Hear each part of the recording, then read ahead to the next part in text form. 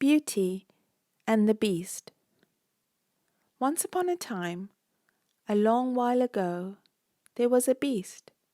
He was a great beast and lived in a great castle that stood in the middle of a great park. And everybody in the country held the beast in great fear. In fact, everything about the beast was great. His roar was great and terrific, and could be heard for miles around the park. And when he roared, the people trembled. Nobody ever saw the beast, which was by no means remarkable, for the beast never came out of his park, and no one, I can assure you, ever ventured onto his estate.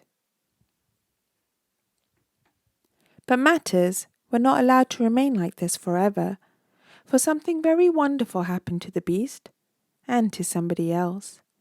And if that something had not happened, this story would never have been written.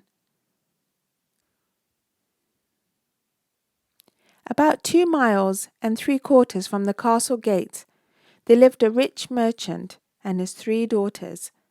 The 2 elder girls were the most disagreeable things, and although they had all they could wish for to make them happy, they were always grumbling. But the youngest daughter, whose name was Beauty, was very pretty, and her nature was happy and good. Her presence was sunshine, and she was the joy of her father's heart. Well, one day the 2 elder sisters had something to grumble about with a vengeance, for a telegram arrived to say that the merchant was no longer a rich merchant, for he had lost all his money. So the horses and carriages had to be sold, and everything that was of value was got rid of. The servants were sent away, and the merchant and his daughters had to do their own work. Dear me, it was shocking the way those 2 sisters grumbled. But Beauty, oh dear no, she was all smiles, for her heart was as sunny as ever, as she rolled up the sleeves of her print frock, and cooked the dinner, and scrubbed the floors, and made herself useful, here, there, and everywhere. Things had been going on like this for about 3 months, when one fine morning another telegram boy came with another telegram to say that somebody who owed the merchant a great deal of money was ready to pay the debt, and all the merchant had to do was to go to the city and get it. Of course, everybody was delighted at this good news, and the merchant didn't waste any time, but started off to the city at once. "Mind you bring me something back," said the eldest daughter, as he was starting. "What shall it be?" asked the merchant. "A white satin dress trimmed with lace and pearls," said his eldest daughter. "And you must bring me something too, please, father," said the second daughter. "And what do you want?" asked the merchant. "A purse full of gold, so that I can buy what I want myself," said the second daughter. "I will try and do what you both ask," he said. "And what shall I bring for my Beauty?" "I will wait a little for my dresses and things," replied the smiling Beauty, as she helped her father on with his cloak. "But I should like you to bring me home a rose, a lovely red rose, if you can." So her father kissed her and promised he would bring her the rose, and went on his way full of hopes. What a pity it is that our hopes cannot always be realized, and that we are often so doomed to disappointment. When the merchant arrived at the city, to his dismay, he found that the man who owed him the money was still unable to pay him. The man had been disappointed himself at the last moment. So the unhappy father had to return home without the white satin dress trimmed with lace and pearls, and without the bag of money, and he dreaded meeting his 2 daughters, for he knew they would be terribly angry. Now, on his way home from the station to his house, he had to pass by part of the wall that surrounded the great park where the great beast lived in his great castle. And as he passed by a corner of the wall, what should he see hanging just over the top and just within his reach if he stood on his toes, but a lovely red rose. At any rate, I can take my beauty what she asked for, he said to himself, and without so much as giving a thought to the wrong he was doing, he stood on his toes and plucked the rose. He was sorry he did it. Of a sudden there was a roar, such a roar that the very ground shook, and as to the poor merchant, he quivered like a leaf.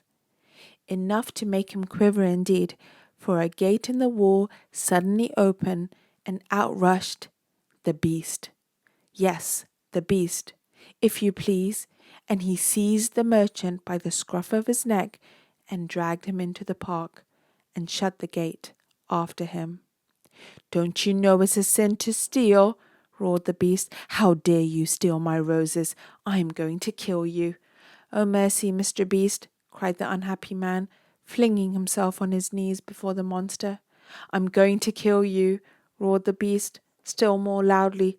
It's taken years to cultivate this sort of rose, and I'm going to kill you unless, he added after a pause, you send me one of your daughters here instead. All right, said the merchant, and got onto his feet again. She must be here tomorrow by breakfast time, and I mean early, said the beast, and he let the merchant out of the gate. If she is not here, I shall come for you, and don't you forget it.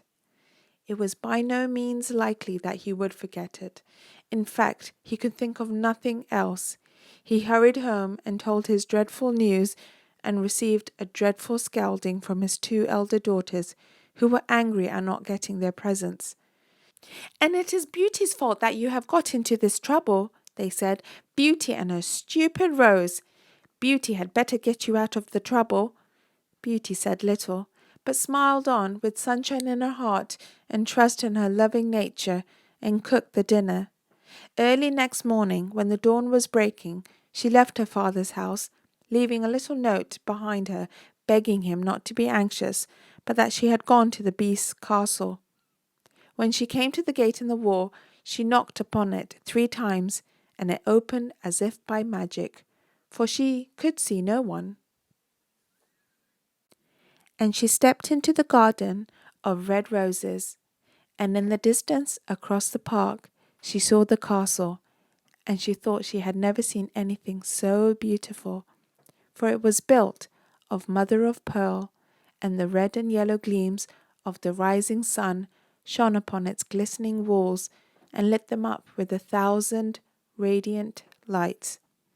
Beauty marvelled at the loveliness and walked on, and when she arrived at this beautiful castle, the huge gates opened as if by magic, for never a soul did she see, nor living thing of any sort. And in the great hall was the breakfast table, laid for 2. It was a nice breakfast, with steaming hot dishes and jams, honey and hot rolls, and brightly polished silver and sweet flowers. Then the beast appeared suddenly from behind a curtain. Oh, he was an awful beast, and Beauty's heart beat fast. But he seemed a polite beast for all that. He handed Beauty a chair, and when she had sat down, said, I bid you welcome. Which do you take, tea or coffee? Tea, please, answered Beauty. Then pour it out, he said, and I'll take tea too, please. Eggs. Do you like eggs, hard or soft? I always cook mine 3 minutes and a half, replied Beauty. Half a minute too much, I think, but you shall have just what you like. And so she had, not only at the breakfast table, but in everything. She had only to express a wish, and it was immediately gratified. She had ponies to ride, and dogs and cats, and pet birds, and the most beautiful dresses ever worn by real princesses. and if it had not been that she was away from her father, she would really have been happy. The Beast was most kind and attentive to her, and told her that he loved her, and 3 times a day he asked her to marry him. But Beauty shook her head and said, "Oh no, she couldn't." Well, Beauty had been at the great castle some time when she began to pine to go home and see her father, and she begged the Beast to let her go. "Very good," he said with a great sigh. "You may go home today, but promise me that you will be back early tomorrow morning. If you do not come back early, I am sure I shall die, for I love you so dearly." So Beauty promised and went home, and she took presents for her father and her sisters. And when the sisters heard of all the wonderful things at the great castle, they were envious and jealous, and made up their minds to do Beauty and the Beast a great injury. So they mixed something in Beauty's supper that made her sleep nearly all the next day, and so she did not keep her promise. It was evening when she arrived at the gate of the wall instead of early morning. But she knocked 3 times, and the gate opened by magic, and she went through the garden and hurried to the castle that shone like fire in the light of the setting sun, and the huge gates opened by magic, and the doors opened by magic, and she stood in the great hall. But there was no Beast there. She searched in all the rooms, but he was not there. With fear and anxiety in her heart, she ran into the gardens, and there she found him at last, found him lying stretched out on the grass, and she thought he was dead. "Oh, dear darling Beast," she cried as she threw herself on her knees beside him and raised his ugly head. "Dear Beast, do not die, for I love you with all my heart, and will marry you tomorrow." And she kissed him. Then all of a sudden he sprang to his feet, but no longer the Beast, no longer a hideous monster, but a beautiful prince, most beautifully dressed. "Dearest," he said, "a wicked fairy turned me into this brute form until a day should come when a good girl like you should tell me that she loved me, and you will marry me tomorrow." "Oh, yes," answered Beauty, "but the wicked fairy could not change your nature. I would have married you if you had remained just as you were."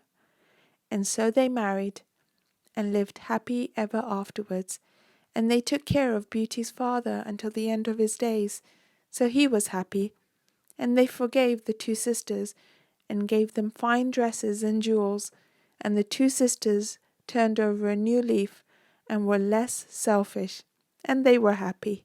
So this is a very happy ending to the story. What a pity all stories can't end the same way. The end.